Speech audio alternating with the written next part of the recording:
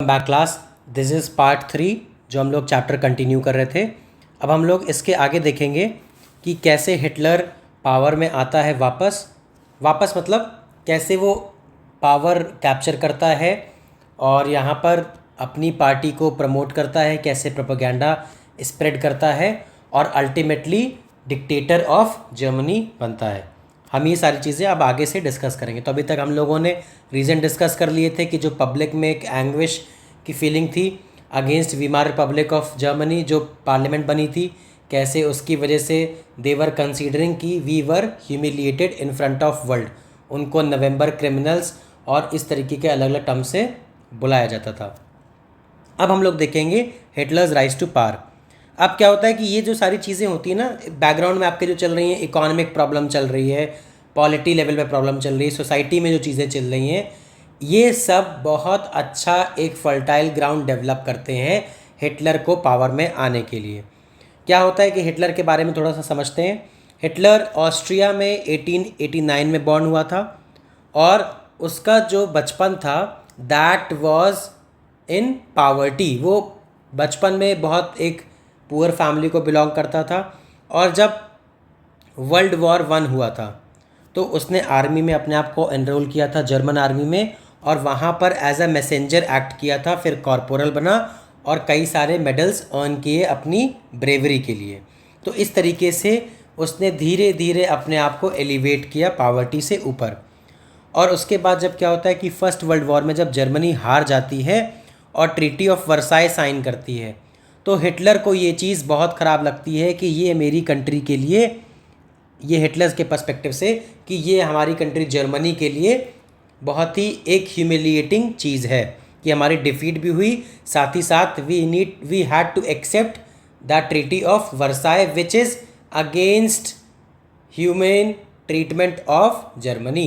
Inhuman treatment हो रहा था ना आपने देखा कैसे उसको ट्रीट किया जा रहा था। वॉर इंडेमनिटी पे करनी थी, कॉलोनीज़ को उसकी ले लिया गया, रिसोर्स रिच रीजन्स को जो विनर्स थे, विक्ट्री कंट्री थी, उन्होंने अपने आपस में उसको डिस्ट्रीब्यूट कर लिया। फ्रांस ने कैसे रू रीजन को कैप्चर कर लिया, वहाँ से कोल और आयरन को सप्लाई जर्मनी को बंद कर दी और अपने लिए यूज़ करने लगे। तो इन सारी चीज़ों की वजह से जो पब्लिक में एक एंग्विश था, सेम चीज़ आपका हिटलर की पे भी था। तो अब ये सारी चीज़ें होती हैं। फिर 1919 में क्या करता है कि वो एक स्मॉल ग्रुप ज्वाइन कर लेता है जिसका नाम होता है जर्मन वर्कर्स पार्टी। तो he joins a small group known as German workers party. तो इसमें ये लोग अपना रिपब्लिक के अगेंस्ट काम करते हैं कि उसने हम लोगों को ह्यूमिलिएट किया और it is not a strong form of government. धीरे धीरे ये अपनी कैपेबिलिटी से, अपने परसुएशन की टेक्निक से इस ऑर्गेनाइजेशन को टेक ओवर कर लेता है हिटलर और इसको रीनेम करता है national socialist German workers party, जो बाद में नाजी पार्टी के नाम से फेमस होती है। तो national socialist German workers party जो बाद में नाजी पार्टी के नाम से फेमस हो जाती है, यही पार्टी आगे चल के हिटलर के अंडर रूल करती है जर्मनी को और ऑपरेशन करती है बाकी लोगों पर, जिनके बारे में हम डिस्कस करेंगे। तो इसके बाद क्या होगा कि हिटलर ने फिर जब पार्टी को ओवरटेक किया और धीरे धीरे अपनी पावर को कैप्चर करने लगा, तो उसने 1923 में एक प्लान बनाया कि हम बावेरिया को कंट्रोल कर लेंगे, ठीक है, साथ ही साथ बर्लिन पे कैप्चर कर लेंगे पावर। बर्लिन सेंटर था मेन आपका, बर्लिन जाएंगे और वहाँ पर पावर कैप्चर कर लेंगे ताकि वीमार रिपब्लिक ऑफ जर्मनी को रिमूव कर सकें और जो इसकी पार्टी थी national socialist German workers party, इसको पावर में ला सकें और फिर हम अपने हिसाब से काम करेंगे to bring back the glory of Germany. ये उसका पर्सपेक्टिव था, this was his point of view. तो उसने क्या किया, धीरे धीरे चीज़ों को स्टार्ट करना शुरू किया, बट 1923 में जब उसने स्टार्ट किया तो ही फेल्ड और उसको अरेस्ट कर लिया गया। साथ ही साथ उस पर ट्रायल हुआ ट्रेजन का। ट्रेजन का मतलब होता है देश विद्रोह, है ना, देशद्रोह का उसके ऊपर जो है ट्रायल चलता है और बाद में उसको थोड़ी दिनों बाद या थोड़े टाइम बाद छोड़ दिया जाता है। तो धीरे धीरे क्या होता है कि 1923 की बात थी ये, अब वो अपनी पार्टी को पॉपुलर करने में लगा है, बट उतनी जल्दी पॉपुलैरिटी नहीं मिलती है। कब तक? अंटिल 1930s, है ना। देखो आप टाइम पीरियड, आप 7 साल तक ही ट्राइज कि हम पावर कैप्चर कर लें या फिर हम अपने आप को इफेक्टिवली मोबिलाइज करें, बट उसमें लगता है टाइम, और अंटिल 1930s कोई मेजर इसको पावर शेयरिंग कैपेबिलिटी या फिर मेजर टारगेट नहीं अचीव होता है। इसके बाद क्या होता है, 1930s में भी हम लोगों ने पढ़ा था कि ग्रेट डिप्रेशन आता है ना, जहाँ पर पैसे की वैल्यू गिर जाती है, यूएस में भी और सब जगह पर। तो यूएस की वजह से बाकी जो इकोनॉमीज़ होती हैं ऑल ओवर द वर्ल्ड, उनमें भी ग्रेट डिप्रेशन की एक फीलिंग आ जाती है। ग्रेट डिप्रेशन मतलब यहाँ पर कंट्रीज़ की इकोनॉमी पर इफ़ेक्ट पड़ता है। जब यूएस की इकोनॉमी पे इफ़ेक्ट पड़ा, क्योंकि बाकी इकोनॉमीज़ यूएस से कनेक्टेड थी, तो उनकी इकोनॉमीज़ पे भी फ़र्क पड़ेगा। तो सेम यहाँ पर भी होगा। और 1930s के बाद, ग्रेट डिप्रेशन के बाद, नाज़ीज़म जो होता है ये बहुत तेज़ी से ग्रो करने लगता है। ठीक है, ये आपका ग्रो करेगा, बहुत तेज़ी से ग्रो करेगा, ताकि क्योंकि उनके पास क्या होगा, रीजंस अब आ जाएंगे पब्लिक को जस्टिफाई करने के लिए कि इस गवर्नमेंट ने काम अच्छे से नहीं किया है, या ये गवर्नमेंट कॉन्क्रीट स्टेप्स नहीं ले पा रही है to improve German public's condition या जर्मन इकोनॉमी। अब क्या होता है, ये लोग का सबसे, देखिए इस सिचुएशन में क्या होता है, ऐसे लोग क्या करते हैं कि इस सिचुएशन का फ़ायदा उठाने के लिए they try to instigate feelings of nationalism, और कहते हैं कि ये गवर्नमेंट ने अच्छा काम नहीं किया, हम लोग अच्छा काम करेंगे, सपोर्ट आर पार्टी, और हम लोग एक बेटर फ्यूचर लेकर आएंगे। तो इससे फ़ायदा क्या होता है, 1928 में जब 30s के पहले जब इलेक्शन हुआ था, तो नाज़ी पार्टी को वोट मिला था 2.6%। ठीक, बहुत कम था। इन राइक्सटाग, द जर्मन पार्लियामेंट, एक और चीज़ आपको जर्मन पार्लियामेंट का नाम पता होना चाहिए, यह आपका MCQ का क्वेश्चन बनता है। The German parliament known as राइक्सटाग, राइक्सटाग, REICHSTAG, राइक्सटाग। तो होता क्या है, जर्मन पार्लियामेंट में इनके 1928 में जब इलेक्शन होता है तो इतने वोट्स आते हैं, और 1932 तक आते आते 4 साल के डिफरेंस में ये सिंगल लार्जेस्ट पार्टी बन जाती है विथ 37% वोट्स। सोचिए 4 साल में आप देखो ऑलमोस्ट 35% का डिफरेंस है ना, तो ऑलमोस्ट 35% वोट इंक्रीज हो जाता है, and it become the single largest party in Germany. अब क्या होता है कि अब इनके पास पावर आ गई है, तो हिटलर अब अपना प्रोपेगेंडा धीरे धीरे स्टार्ट करता है कि कैसे हम कंट्री को चेंज कर देंगे, कैसे हम इकोनॉमी को बेटर कर देंगे, कैसे हम अपनी कॉलोनीज़ को वापस लाएंगे, इस तरीके की बातें वो करता है। क्योंकि हिटलर एक बहुत अच्छा स्पीकर था, अपनी बातों को बहुत ऐसे रखता था ताकि सामने वाली जो पब्लिक है, पीपल विल गेट इम्प्रेस्ड, इस तरीके से बात होती थी। तो उसके पास इसके 2 रीज़न थे। पहली बात ये थी, he was a powerful speaker, अपनी बात प्रेजेंट करने का तरीका उसके पास था। दूसरी चीज़, पब्लिक पुरानी वाली गवर्नमेंट से पब्लिक वॉज नॉट हैप्पी, क्योंकि उनको ट्रीटी ऑफ वर्साई का रीज़न समझ में आता था कि वीमार रिपब्लिक की वजह से हुआ है। तो उस फैक्टर ने भी हिटलर की पॉपुलैरिटी को और पुश कर दिया, क्योंकि उसको लगा, पब्लिक को लगा कि हाँ ये जो लीडर है ये हमारे लिए शायद कुछ कर सकता है।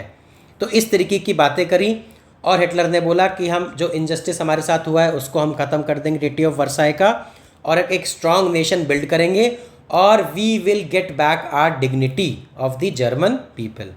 साथ ही साथ उसने बोला सारे जितने फॉरेन इन्फ्लुएंसेस हैं, मतलब जो भी जर्मन पब्लिक के ऊपर, जर्मन सिटीज़न पे एक फॉरेन इन्फ्लुएंस बना हुआ है by defeating them in world war 1, वो सारे फॉरेन इन्फ्लुएंसेस को हम हटा देंगे और हम अपने आप में सॉवरेन और केपेबल हो जाएंगे। क्योंकि उसने कहा ये सारी कॉन्स्पिरेसीज़ हैं अगेंस्ट जर्मनी, ताकि जर्मनी को वीक बनाया जा सके and they can rule for ever. इस तरीके की बातें करके उसने पब्लिक को इंस्टिगेट किया, पब्लिक को बताया कि हमको ये सारी चीज़ें हटानी है और आपने मुझे पावर में लाया है तो I will do all these things. साथ ही साथ उसने एक चीज़ समझी कि पब्लिक को हमको अगर दिखाना है पावर, तो पब्लिक के सामने we need to show in some kind of act, कोई एक्ट करना पड़ेगा। एक्ट का मतलब होता है आपको जब अपनी चीज़ें दिखानी होती हैं लार्जर देन लाइफ, तो आप उसको प्रोपोगेट करोगे लार्जर देन लाइफ एक्टिविटीज़ से, जिसमें नाजी पार्टी ने क्या किया, मैसिव रैलीज, आर्मी की मार्चेस, पब्लिक मीटिंग्स, इस तरीके की कई सारी चीज़ें करी, फायरी स्पीचेस दी, ताकि लोगों के अंदर ये सिर्फ बातें चली जाएं कि हाँ ये लोग बात कर रहे हैं, नाजी पार्टी इज़ डिस्कसिंग कि हाँ हम लोग अपने इनजस्टिस जो हमारे साथ हुआ है उसको अनडू कर देंगे, वो सारी चीज़ें हम अपनी ग्लोरी वापस ले आएंगे। इस तरीके की बातें नाजी पार्टी ने massive rallies, public meetings, speeches में अलग अलग तरीके से करी। न्यूज़पेपर में प्रिंट करना, ठीक है, आपका मीडिया में पब्लिश करना चीज़ों को कि किस तरीके से हम स्टेप्स कॉन्क्रीट ले रहे हैं, भले ही स्टेप्स ना ले रहे हो, बट उसने प्रोपेगेंडा करना स्टार्ट कर दिया। साथ ही साथ एक नया बैनर बनाया ताकि लोगों को एक कॉमन चीज़ के अंडर ला सकें। तो उसमें रेड बैनर था विद स्वास्तिका साइन, ये आपको पता है, ये आपने देखा भी है, नाजी जर्मनी वाला स्वास्तिक साइन। ये डिफरेंट है, जो हमारे यहाँ स्वास्तिक साइन होता है ये इसने इसी को लेकर उसको मॉडिफाई कर दिया। हमारे यहाँ स्ट्रेट होता है, आपने पता है हिंदू रिलीजन में, इसको इसने मॉडिफाई कर दिया। और इसका भी रीज़न था कि इसने आर्यन रेस, आर्यन जो हम लोग बोलते हैं ना कि इंडो आर्यंस, कि इंडिया में हड़प्पन सिविलाइजेशन के बाद आर्यंस आए थे, तो ये वही आर्यन की बात करता है जो यूरोप से सेंट्रल एशिया से आए थे। इसी वजह से साइन की सिमिलैरिटी है, बट इसने साइन को गलत पर्पस के लिए यूज़ किया और रिचुअलाइज्ड तरीक़ों से फिक्स कर दिया कि आपको अपलॉज करनी है तो इस तरीके से करनी है, स्पीचेस और के बाद ये सारी चीज़ें क्या थी, ये सारा पावर दिखाने का तरीका था कि अगर हिटलर ने कोई स्पीच दी है तो पूरी पब्लिक अपलॉज कर रही है और उस चीज़ को टीवी पर शो किया जा रहा है, वीडियो टेप्स के थ्रू शो किया जा रहा है, स्पीचेस दिखाई जा रही हैं, तो लोगों को जो वहाँ पर नहीं है उनको भी लग रहा है कि हाँ he is saying something better for German people, he is going to do something better for German people. इस तरीके का स्पेक्टिकल ऑफ पावर उसने दिखाया। हिटलर को प्रोपोगेट किया गया कि वो सेवियर है जर्मन पीपल का और वो अपने सारे बातों को डिलीवर करेगा and he will take distress out from German people's life and throw it away.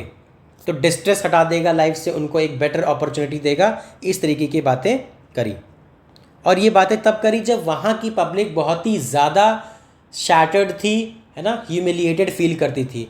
तो उस टाइम पर उसने ऐसी बातें करी जिससे पब्लिक उससे और ज़्यादा कनेक्ट हो गई, क्योंकि कोई अगर लूज़ कर रहा हो और उसको आप सिर्फ एक मोटिवेशन दे दो, आपकी इंटेंशन भले ही गलत हो लेकिन एक मोटिवेशन आप दे दोगे तो that person will connect with you कि हाँ ये सामने वाला कर क्या रहा है, मुझे मोटिवेट कर रहा है। बट यहाँ पर भी पब्लिक ने भी यही सोचा कि हाँ this person is going to do something good for Germany, बस real intentions they were not aware about it. ठीक, तो हिटलर की रियल इंटेंशंस के बारे में public was not aware, but जो बातें बोली तो उनको लगा कि हाँ ये जर्मन प्राइड को वापस लेकर आएगा। अब क्या होता है, द डिस्ट्रक्शन ऑफ डेमोक्रेसी। अब 30 जनवरी 1933 को प्रेसिडेंट हिंडनबर्ग क्या करते हैं, ये काम करते हैं कि जर्मनी में चांसलरशिप होती है, जैसे इंडिया में प्राइम मिनिस्टर होता है, पाकिस्तान में प्राइम मिनिस्टर होता है, यूएस में प्रेसिडेंट होता है हाईएस्ट, वैसे ही जर्मनी में चांसलरशिप होती है, highest position in the cabinet of ministers, वो हिटलर को ऑफर कर देते हैं। और हिटलर ने जैसे ही पावर एक्वायर करी उसने धीरे धीरे डेमोक्रेटिक सेटअप्स को हटाना शुरू कर दिया। तो उसने डेमोक्रेटिक सेटअप्स को हटाना शुरू कर दिया क्योंकि अब उसके पास चांसलरशिप आ गई है, वो पावरफुल बन गया है चांसलरशिप, ये आपको पता होना चाहिए।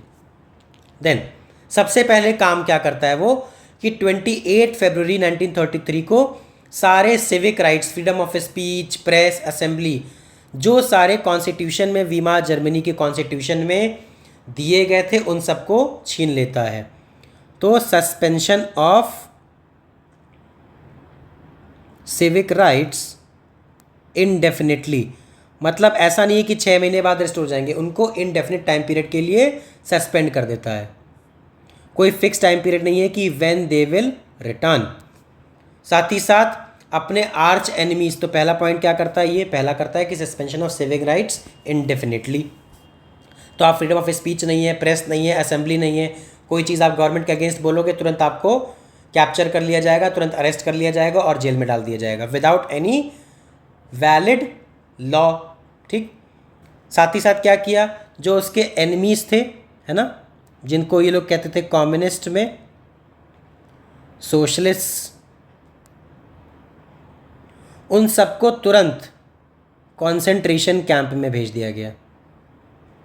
कॉन्सेंट्रेशन कैंप्स क्या थे? कॉन्सेंट्रेशन कैंप्स नाजी जर्मनी का एक ऐसा फीचर था कि ये लोग अपने अपोनेंट्स को या फिर ऐसे लोगों को जिनको ये लोग अनडिज़ायरेबल मानते थे, इनको प्रेजेंट था ये वहाँ पर भेजते थे और फिर इन लोगों को गैस चेम्बर या अदर टॉर्चर के थ्रू डेथ दे दी जाती थी। ठीक है, तो ये बहुत गलत काम था।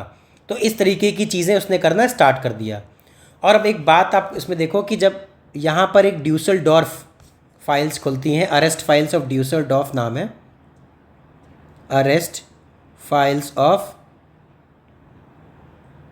ड्यूसलडॉर्फ, वहाँ पर 6,808 लोगों को अरेस्ट किया जाता है। इसमें से 1,440 वर कम्युनिस्ट। तो आप सोचिए, इसमें से ऑलमोस्ट 1/4, है ना, इस तरीके से 1/4 1/3 लोग ऑलमोस्ट क्या थे, कम्युनिस्ट थे, इसके आर्च एनिमीज़। तो इसने क्या किया, पावर में आते ही अपने एनिमीज़ को एलिमिनेट करना स्टार्ट कर दिया। और ये लोग सिर्फ कम्युनिस्ट और सोशलिस्ट, तो ये तो सिर्फ 2-3 तरीके के लोग थे। हिटलर ने कॉन्सेंट्रेशन कैंप में 52 टाइप्स के लोगों को परसिक्यूट किया था। सोचिए, 52 टाइप्स, मतलब कम्युनिस्ट सोशलिस्ट तो 2 हो गए, 50 और लोग थे, ज्यूज, ब्लैक्स, कलर्ड, पता नहीं, सोचिए किस तरीके की कैटेगराइज इसने कर रखा था लोगों को, और उसके बेसिस पर कॉन्सेंट्रेशन कैंप भेजा जाता था। तो 52 types of people were persecuted, victims हम बोलेंगे इनको, है ना, विक्टिम्स। ऐसे विक्टिम्स को परसिक्यूट किया 52 टाइप्स। तो उसने आइडेंटिफाई किया कि हमको इस तरीके के लोग नहीं चाहिए, उनकी कैटेगरी बनाई। अब आप सोचिए 52 कैटेगरीज बहुत ज़्यादा होती हैं वेरिएशन में, कि आपको कितने ज़्यादा डीप में आपको हेट्रेड है दूसरों के लिए कि हमको एलिमिनेट करना है। इस तरीके की चीज़ें हुई। साथ ही साथ क्या करता है, ये 3 मार्च 1933 को इनेबलिंग एक्ट पास कर देता है। अब ये इनेबलिंग एक्ट क्या करता है, इनेबलिंग एक्ट करता है कि अब जो हिटलर के पास पावर है वो अकेले हिटलर के पास है और पार्लियामेंट उसमें कुछ नहीं कर सकता, और हिटलर जो लॉ बनाएगा, मैं हिटलर की बात कर रहा हूँ एज इट इज़ हिटलर, बाकी कोई इन्वॉल्व नहीं होगा, सिर्फ हिटलर की पावर चलेगी बाय डिक्री, बाय लॉ। तो इनेबलिंग एक्ट 3 मार्च 1933 को आता है और हिटलर उसके पास पावर आ जाती हैं। और क्या करता है वो, कि सारी पॉलिटिकल पार्टीज़ को, ट्रेड यूनियंस को बैन कर देता है। सिर्फ नाजी पार्टी और उससे अफिलिएटेड जो चीज़ें पार्टीज़ होती हैं, यूनियन होती हैं, उनके अलावा बाकी सारी चीज़ों को, बाकी सारी पार्टीज़ को बैन कर देता है।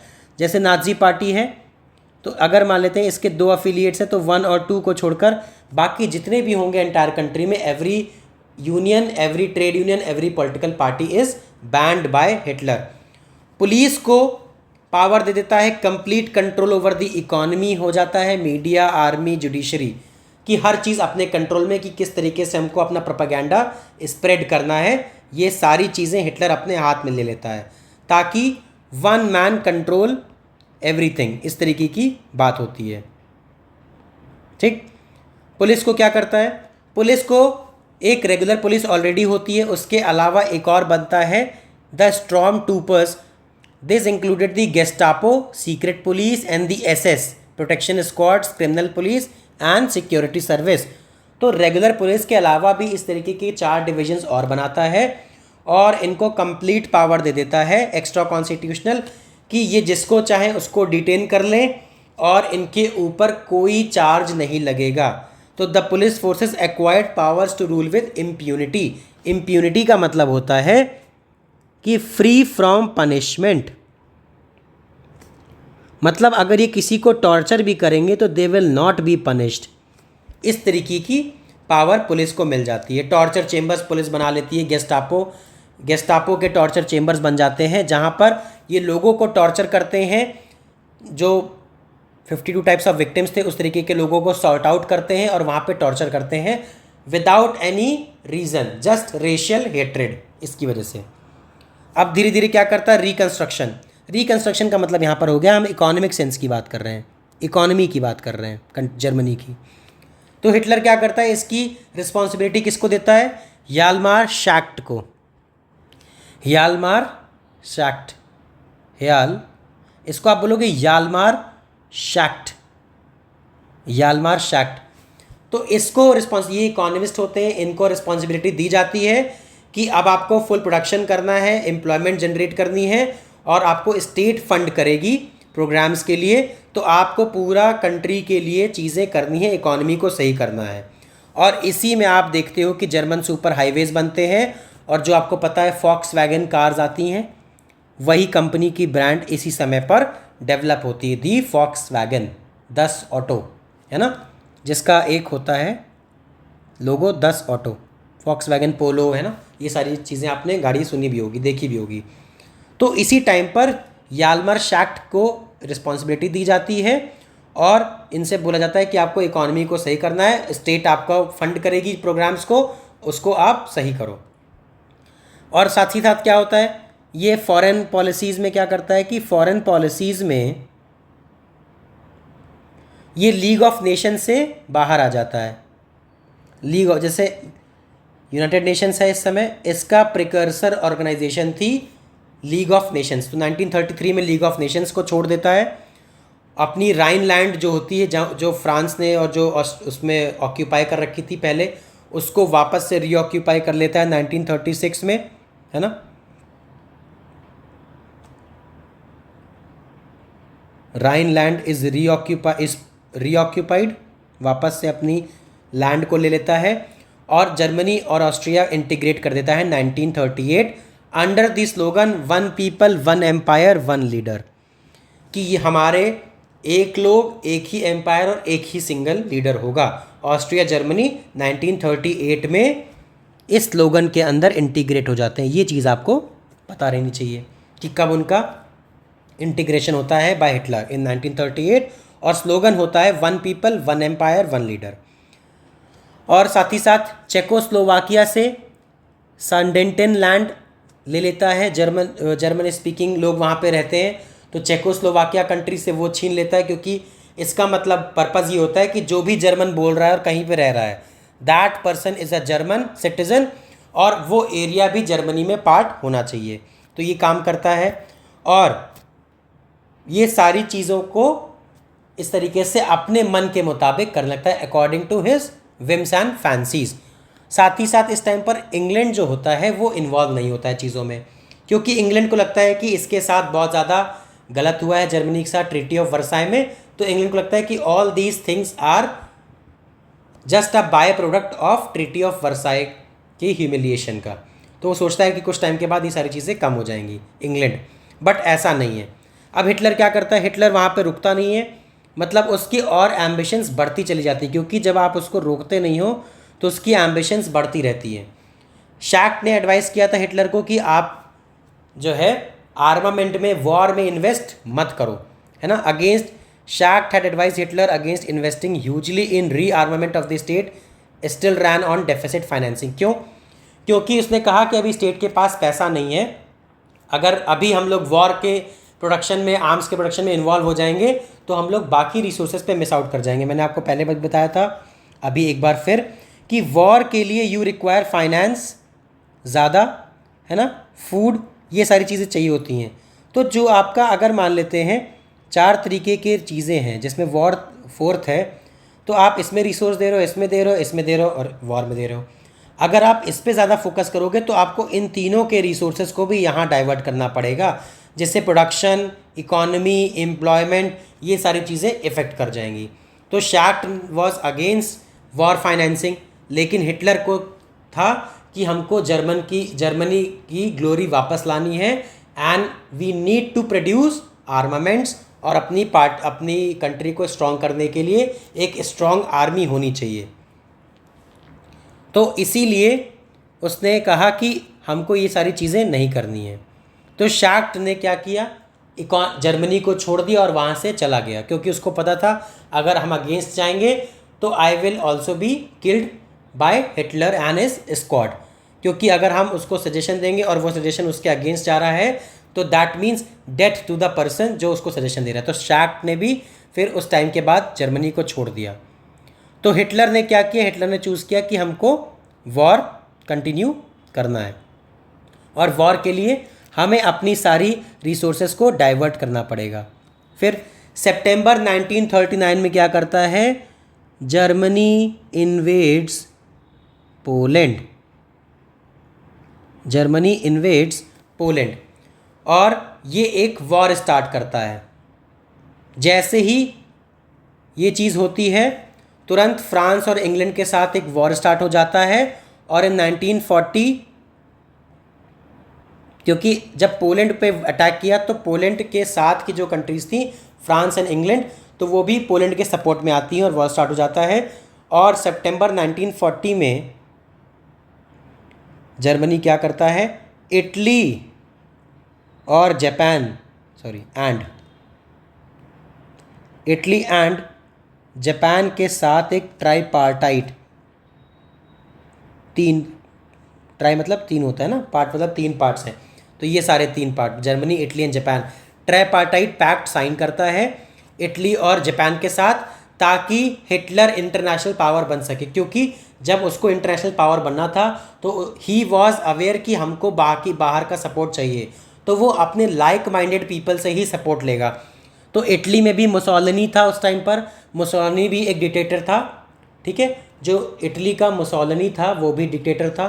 जापान में इम्पीरियलिस्ट पावर थी, है ना, एम्परर था, उसका नाम रुकिए, एम्परर हिरोहितो, हाँ एम्परर हिरोहितो था। तो वो आपको दोनों लोग लाइक माइंडेड थे एज जर्मनी, तो उनको भी एक्सपैंड करना था, इसको भी एक्सपैंड करना था। तो फिर क्या होता है, 1940 तक हिटलर एकदम जो है अपने पावर के पीक पर आ जाता है कि हम अब इंटरनेशनल पावर बनेंगे and we will bring back the glory of Germany. इसीलिए उसने क्या किया कि उसका पर्पस था कि हम जितने एरियाज़ ऑक्यूपाई करते जाएंगे वहाँ पर जर्मन्स को भेजते जाएंगे और वो वहाँ पर सेटल होते जाएंगे, ताकि जर्मन्स के लिए नई living spaces and food supplies का काम होता रहे। उसने गलती क्या करी, गलती ये करी कि 1941 में सोवियत यूनियन पर अटैक कर दिया, और उसकी वजह से क्या हुआ कि जर्मन वेस्टर्न फ्रंट जो था, जैसे ये जर्मनी है आपका, एक आपका वेस्ट हो गया, ये आपका ईस्ट हो गया, ये नॉर्थ, ये साउथ, तो उसने जैसे ही अटैक किया तो ये वाला जो वेस्टर्न फ्रंट था यहाँ पर ब्रिटिश अटैक करने लगे इसके ऊपर, ठीक। ईस्टर्न फ्रंट पर सोवियत आर्मी ने अटैक कर दिया, और सोवियत आर्मी ने इतना बुरा डिफीट किया इसको कि इसको वापस स्टालिनग्राड में हराकर जर्मन सोवियत आर्मी बर्लिन तक चले आए थे, बर्लिन तक। अब आप सोचिए कैपिटल तक चले आए थे, इतना इसको डिफीट किया बुरी तरीके से, और वहाँ पर सोवियत आर्मी की हेजेमनी हो गई थी। उसने जर्मन्स को हराकर वहाँ पर अपना कैंप स्टार्ट कर दिया था कि अब ये चीज़ हमारे अंडर आ गई है। इस तरीके की सारी चीज़ें यूरोप में हुई बिकॉज ऑफ एस्पिरेशंस हिटलर की जो बहुत गलत थी, ठीक है। अब इसमें क्या होता है कि फर्स्ट वर्ल्ड वॉर जैसे हुआ था, सेकेंड वर्ल्ड वॉर भी चीज़ें वैसे ही स्टार्ट होती हैं, और ब्रिटिश तो इसमें ऑक्यूपाइड थे ही ऑलरेडी, लेकिन यूएस ने क्या किया, यूएस अपना जो है इन्वॉल्व नहीं होना चाहता था, क्योंकि यूएस को पता था कि इन्वॉल्व होंगे तो वॉर और बढ़ जाएगा। बट जापान जो था, जापान की गलती की वजह से यूएस को इन्वॉल्व होना पड़ा, और फिर उसके बाद आपको पता है वर्ल्ड वॉर 2 एंड होता है। जापान का था कि हमको ईस्ट में अपनी पावर बढ़ानी है, तो जब वो ईस्ट में बढ़ेंगे तो वो पैसिफिक में बढ़ेंगे, तो वो यूएस की तरफ बढ़ते जाएंगे। तो जब आप देखोगे कि वो यूएस की तरफ बढ़ रहे हैं और ये हिटलर को सपोर्ट कर रहे थे, तो हिटलर को सपोर्ट कर रहे थे, अपनी भी पावर बढ़ानी थी, हिटलर के साथ रहना था। इन लोगों ने पर्ल हार्बर पे, यूएस के पर्ल हार्बर पर अटैक कर दिया। और जैसे ही पर्ल हार्बर पर अटैक किया, जापान ने यूएस वॉर में एंट्री लेता है, सेकेंड वर्ल्ड वॉर में। और मई 1945 में हिटलर की तो हार होती है, साथ ही साथ यूएस जैसे ही एटम बॉम्ब गिराता है हिरोशिमा एंड नागासाकी पर अगस्त में, 6 अगस्त एंड 9 अगस्त 1945, 2 जगह बॉम्ब ड्रॉप करता है यूएस, हिरोशिमा एंड नागासाकी। तो यहाँ पर वॉर ख़त्म होने के चांसेस पूरे एकदम हो जाते हैं, क्योंकि न्यूक्लियर बॉम्ब ड्रॉप कर दिया, डेवेस्टेटिंग इफेक्ट होता है। उस वजह से जापान हार मान लेता है। जापान हार मानता है तो ऑलरेडी हिटलर हार चुका होता है, तो इटली के पास भी कोई और ऑप्शन नहीं होता है। ठीक, तो इस तरीके की सारी चीज़ें वर्ल्ड वॉर 2 में हिटलर का राइज से लेकर यहाँ पे उसके एंड तक हम लोगों ने डिस्कस कर लिया। आई होप आपको ये चीज़ समझ में आ गई होगी। इसके आगे के पार्ट में हम लोग डिस्कस करेंगे जो पहले पार्ट में स्टोरी देखी थी हेलमेट और उसके फादर की, कि क्या क्या गलती है नाजी जर्मनी में उन लोगों ने करी when they were in power. तो हम लोग इसके आगे के पार्ट में नाजी का वर्ल्ड व्यू देखेंगे कि उनका ओपिनियन क्या था, उनका थॉट क्या था, और वो लोग किस तरीके से सोचते थे कि कैसे जर्मनी को एक सुपर पावर बनाएंगे, एक नेशन बनाएंगे, और कैसे चीज़ों को हम करेंगे अपने पर्सपेक्टिव से। तो ये सारी चीज़ें हम नेक्स्ट पार्ट में समझेंगे। Thank you class, have a wonderful day.